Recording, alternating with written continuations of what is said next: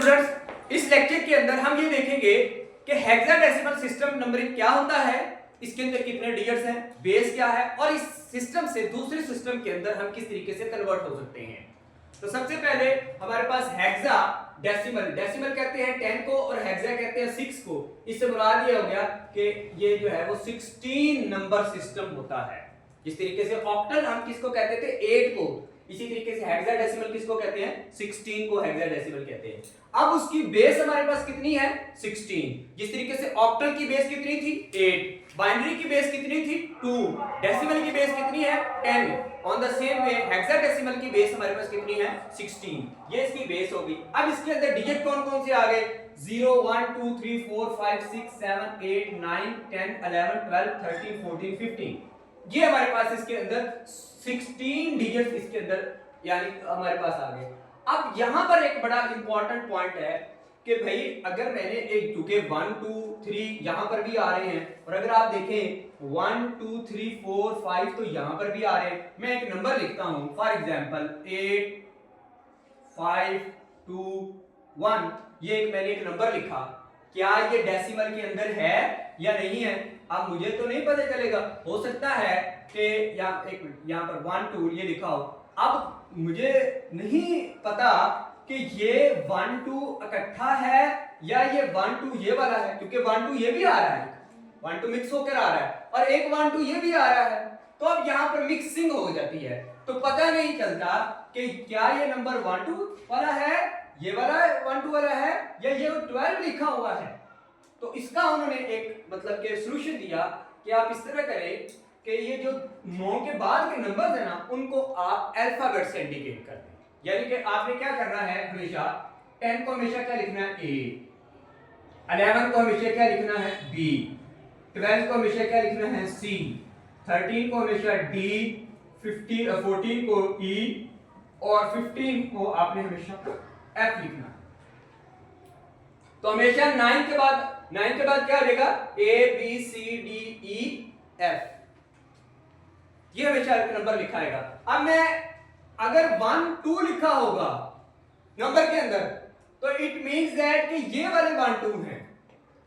अगर मैंने 12 लिखना है हेक्साडेसिमल के अंदर तो फिर मुझे 12 की जगह पर क्या लिखना होगा C, तो मैं यहां पर ये क्या लिख दूंगा 85C। इट मींस दैट कि 85 के बाद क्या है 12 है। तो दिस इज द इंडिकेशन। अगर मैंने ये लिखा 8 4 2 तो इससे मुराद क्या होगा एक्चुअली हेक्साडेसिमल के अंदर ये क्या मुराद होगा ए से क्या मीन है 10 10 4 2 ये वाला है। तो 10 से ये A आ गया और 42 उसी तरीके से हमारे पास आ गया। तो ये वाले 4 होंगे और ये वाला 2 होगा। तो ये इस तरीके से अलग काउंटिंग हो जाएगी। तो ये एक थोड़ा सा डिफरेंस था बाकी तमाम सिस्टम से हेक्साडेसिमल सिस्टम का। अब मैंने आपको एक नंबर दिया हुआ है जो कि मेरे पास जो है वो डेसिमल है 85 डेसिमल के अंदर, क्योंकि बेस 16 है इट मींस दैट डेसिमल है। अब डेसिमल को मैंने कन्वर्ट हेक्साडेसिमल है, हेक्साडेसिमल को कन्वर्ट किसके अंदर करना है डेसिमल के अंदर कन्वर्ट करना है। तो वही मेथड आपने मल्टीप्लाई करना है। तो 85 को जब हम मल्टीप्लाई करेंगे तो मेरे पास क्या आ जाएगा 5 मल्टीप्लाई बाय 16 की पावर कितना आ जाएगा 0, क्योंकि 5 के बाद कोई डिजिट नहीं है, प्लस 8 मल्टीप्लाई बाय 16 की पावर हमारे पास क्या आ जाएगा 1, क्योंकि उसके बाद 1 डिजिट है 8 के बाद। तो ये हमारे पास इसका आंसर कितना आ जाएगा 5 16 multiply by 1 multiply by 5 that is equal to 5 plus 16 multiply by 8 16s are 8 6 are 8 और 128 128 दैट इज इक्वल टू 133।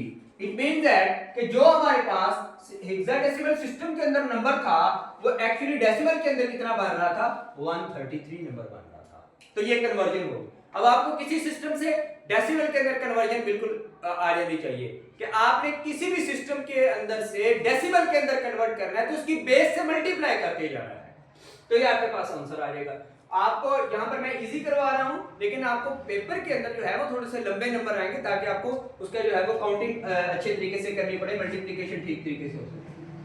अब मेरे पास एक डेसिमल नंबर है क्योंकि बेस नहीं है तो it means that it is decimal. Decimal को मैंने कन्वर्ट करना है हेक्साडेसिमल के अंदर। तो अब मैंने क्या इसकी बेस क्या लगाऊंगा 16, ये इसकी बेस हो जाएगी। ठीक है। अब मैं इसकी मल्टीप्लिकेशन शुरू करूंगा, डिवीजन शुरू करूंगा, तो ये 16 का अगर हम टेबल काउंट करेंगे 98 से पहले तक, तो ये हमारे पास किसके बराबर बनेगा, 96 पर। 16 6 आर 96, तो हमारे पास क्या बचेगा, बाकी रिमाइंडर क्या बचेगा 2 इसके साथ ऐड करेंगे तो ये क्या बनेगा 27, तो 27 वन टाइम जाएगा और हमारे पास बाकी क्या बचेगा 11 इसका रिमाइंडर बचेगा।